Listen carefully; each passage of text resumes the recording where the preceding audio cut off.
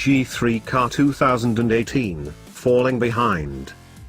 Few car companies can report the kind of growth percentages that MG have in recent years. 122% year-on-year is, at a glance, the kind of figure that would see the new and softer Morris Garage's octagon on every high street. Perhaps that's the surprise that MG refer to in the strapline their surprising new MG3, that one is going to leap out from behind a Fabia or Sandero to startle you. It's not.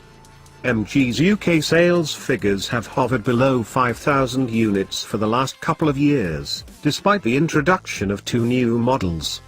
Their aspirations for the facelifted small car we see here are just 0.6% of 448,000 Superminis sold in the UK annually. Stick with us, though. The original reached the UK market in 2013 and, despite some rough edges, had some decent MG DNA in the experience.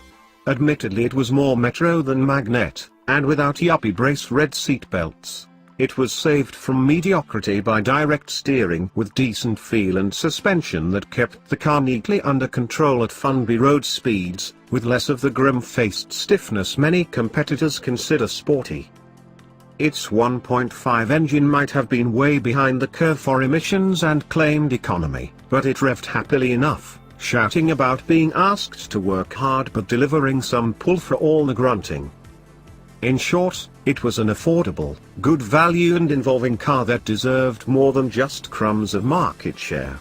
As a new, relevant model, felt like it had potential to become good with a bit of tuning and refinement. Now MG has a new head of marketing and a new in-house style. The former comes from Renault, the latter has some echoes of established premium marques in Chinese ownership, OK, Volvo, and no doubt contributes to the relative success of fairly attractive ZS. This family look scales well for the MG3. Gone is the rather awkward twin-slot snout.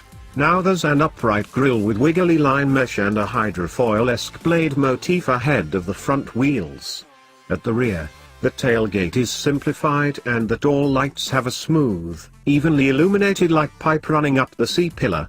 Even so, the profile is much the same as 2013's model, with the same wedge-shaped crease at the base of the doors, and half-floating roof design. It's a little derivative of several Superminis offered in the UK, but that gives this car marque a million the best chance of fitting into the UK marketplace. Most MG dealers sit alongside other marques, and focusing on the value element of the car. Head of Sales and Marketing Daniel Gregorius suggests the MG3 and ZS and GS form an ideal budget range for dealers otherwise offering cars in a more premium sector. Hints of Seat, Skoda and Volvo mean it blends in neatly, a cuckoo in the nest that might get to fly soon. Well, that's about where we can stop. Once on the road, the addition of an inexpensive LCD display is not going to save a 5-year-old and incredibly average Supermini in one of the most fiercely contested segments of the market. Particularly when the starting price has risen from £8,695 to £9,495. Go for the best equipment to get the touchscreen infotainment, cruise control and part leather seats, and you're handing over £12,495.